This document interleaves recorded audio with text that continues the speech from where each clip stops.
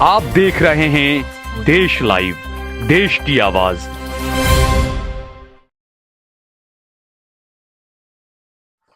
अस्सलाम वालेकुम, आदाब।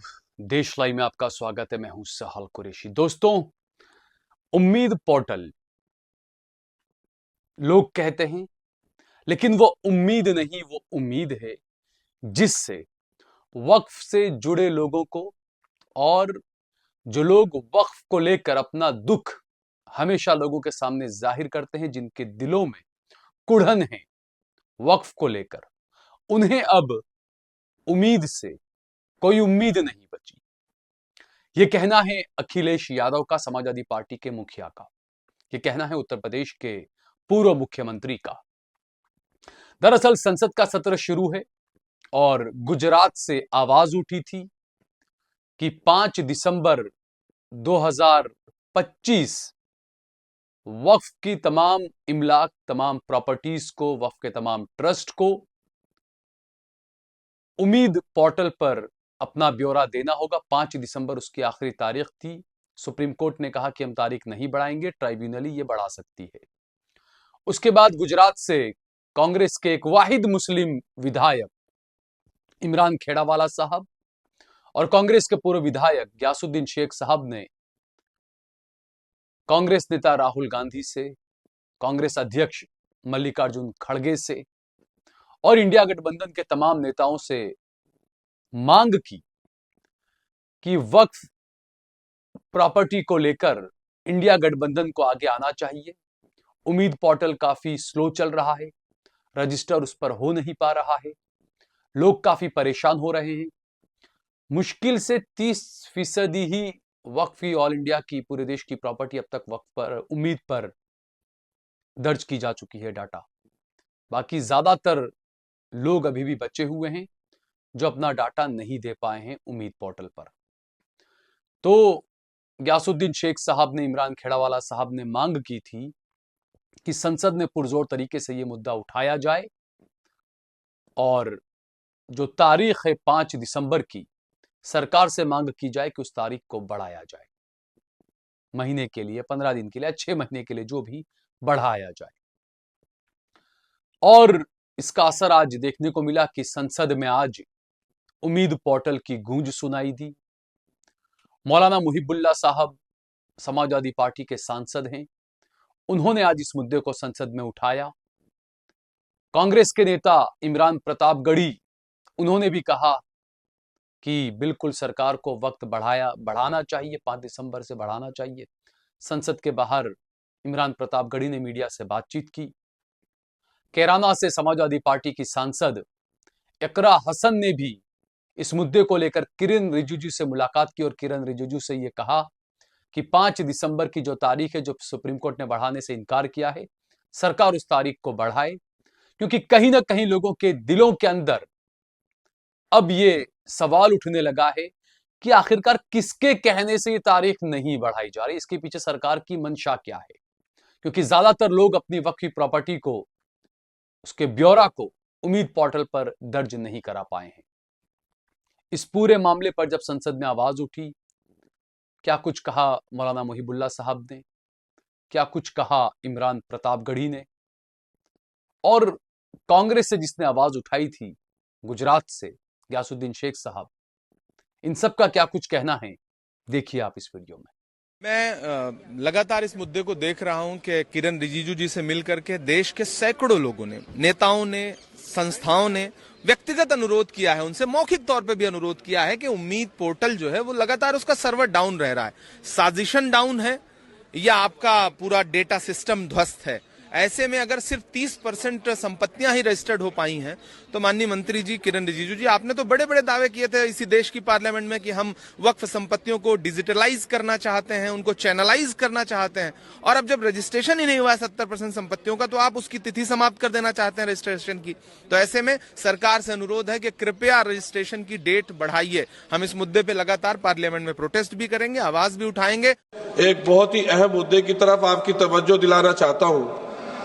वक्फ अमेंडमेंट बिल जेपीसी कमेटी बनाई थी, जिसमें हमारी पार्टी ने पहले ही कहा था कि सरकार की नीयत और नीति दोनों ही सही नहीं है। 6 महीने का टाइम मिला उम्मीद पोर्टल पे 30% ओनली वक्फ जायदादों का, मदरसों का, मस्जिदों, कब्रिस्तानों का रजिस्ट्रेशन हुआ है। उस पर भी सर्वर डाउन चल रहा है और वो डेट खत्म हो गई है। 70% वक्फ जायदादों का रजिस्ट्रेशन नहीं हुआ है। ऐसा लगता है कि आर्टिकल 25 और 26 को खत्म कर दिया गया है और मुसलमानों की जिंदगी हमारे प्यारे वतन में ही तंग कर दी गई है, जिसकी वजह से माननीय स्पीकर साहिबा, वो लोग जिनके पुरखों ने आजादी की लड़ाई लड़ी थी, मौलाना अरशद मदनी, वो कह रहे हैं कि जुल्म और नाइंसाफी के खिलाफ लड़ना शायद हमें दोबारा लड़ना पड़ेगा और जिहाद करना पड़ेगा। आखिर कब तक मुसलमानों को इस तरह से दबाया जाता रहेगा मुल्क में? मैडम, एक जुल्म की एक बर्दाश्त होती है और जब बर्दाश्त खत्म हो जाती है तो जुल्म। धन्यवाद माननीय सदस्य। गई कल गुजरात के एकमात्र विधायक इमरान खेड़ावाला और मैं, हम दोनों ने एक्स के माध्यम से और ईमेल के माध्यम से कांग्रेस के राष्ट्रीय अध्यक्ष मल्लिकार्जुन खड़गे जी, राहुल गांधी जी और इंडिया गठबंधन के सभी शीर्ष नेतृत्व को एक पत्र भेजा था और उनसे ये डिमांड की थी कि जो सत्र चल रहा है उस सत्र में उम्मीद पोर्टल को लेकर के जो संसद में आवाज उठाई जाए, क्योंकि अभी बहुत से मैक्सिमम 30% ही अभी तक रजिस्ट्रेशन हुआ है, 70% रजिस्ट्रेशन प्रॉपर्टी का बाकी है। इसके जो कानून के प्रावधान है उसमें दंड, जेल की सजा भी शामिल है और सरकार की मंशा साफ दिखती है कि वह प्रॉपर्टी को हथियाना चाहती है। तो ऐसे वक्त में पूरा वक्त नहीं दिया गया था और सर्वर भी डाउन था, वक्फ बोर्ड की जानिब से पूरा ताउन भी नहीं मिला, ट्रस्टी वगैरह घूमते रहे, फिरते रहे, मारे, लेकिन कहीं पर भी उनको सही तरीके से वो नहीं मिलने की वजह से वो अपना रजिस्ट्रेशन नहीं करा पाए। अल्हम्दुलिल्लाह गुजरात में तो हमारे बहुत दीगर तंजीमों ने बहुत बेहतरीन तरीके से अपने अपने अंदाज में काम किया, उसके बावजूद भी बहुत सब प्रॉपर्टी बाकी है। इस बात को हमने लिखा था कि संसद में भी आवाज उठाई जाए और 6 महीने जो है उम्मीद पोर्टल का वक्त बढ़ाया जाए। जो पत्र लिखा था वो मैंने और इमरान खेड़ावाला जी ने लिखा था। उसके बाद सविशेष मैंने देश के कांग्रेस के माइनॉरिटी डिपार्टमेंट के चेयरमैन और राज्यसभा सांसद इमरान प्रतापगढ़ी जी, पूर्व विदेश मंत्री सलमान खुर्शीद जी, सांसद और दिग्गज नेता तारिक अनवर जी, सांसद इमरान मसूद जी और मल्लिकार्जुन खड़गे के जो ऑफिस के जो इंचार्ज हैं और सांसद भी हैं ऐसे MP नासिर हुसैन साहब और हमारे मोहम्मद जावेद साहब, सभी से मैंने पर्सनली फोन करके रब्ता किया। अल्हम्दुलिल्लाह सभी की तरफ से बहुत अच्छा मुझे रिस्पांस भी मिला। मैंने उनसे कहा कि जब संसद का सत्र चल रहा है तो ऐसे वक्त में इस मुद्दों को उठाना चाहिए, क्योंकि मैं आपको कहूं कि पिछली मर्तबा भी जब दिसंबर में सत्र शुरू हुआ था उस वक्त में मॉब लिंचिंग की और जो बुलडोजर की घटनाएं बहुत थी उसके लिए भी मैंने बातचीत की थी। वर्शिप एक्ट के बारे में भी मैंने बात की थी। दिल्ली 5 दिन में रुका था और सभी मुस्लिम सांसदों को और जो हमारे शीर्ष नेतृत्व को मिल करके मैंने उसमें काम किया था। शक्ति सिंह गोहिल जी ने भी उसमें बहुत अच्छा साथ दिया था और अभी भी इस मामले में भी शक्ति सिंह गोहिल से मैंने बात की तो उन्होंने कहा कि मैं जरूर हाईकमान तक बात पहुंचा रहा हूँ। और आज अल्हम्दुलिल्लाह जैसे पहले हमको पूरा ताउन मिला था, साथ मिला था, जब वक्त बिल आया तमाम 232 सांसदों ने, उसमें मैक्सिमम ज्यादातर हिंदू समाज के थे, लेकिन सभी ने वक्त के बारे में अपनी आवाज को बहुत मुखर होकर के पेश भी किया था। तो उस कामयाबी के चलते मुझे एक हौसला बढ़ा कि मैंने कहा फिर से एक मरतबा जब संसद शुरू हुई है, SIR के मामले को लेकर बहुत जबरदस्त तरीके से हल्ला बोल चल रहा है, तो ऐसे वक्त में उम्मीद पोर्टल भी जो है मुस्लिम समाज की उम्मीदों के साथ जुड़ा हुआ है।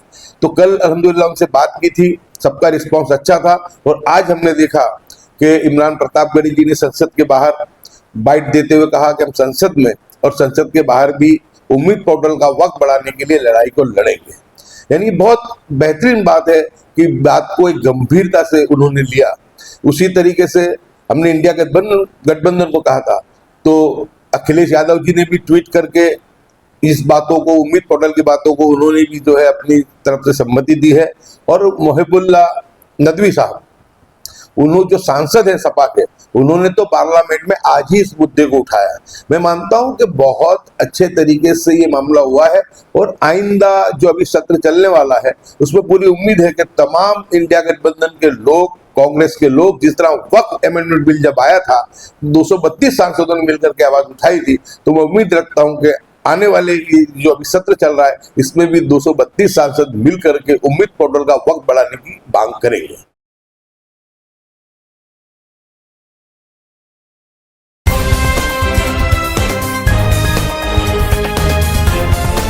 देश और दुनिया की तमाम छोटी और बड़ी खबरों के लिए हमारे चैनल को सब्सक्राइब करना न भूलें और बेल का बटन जरूर दबाएं।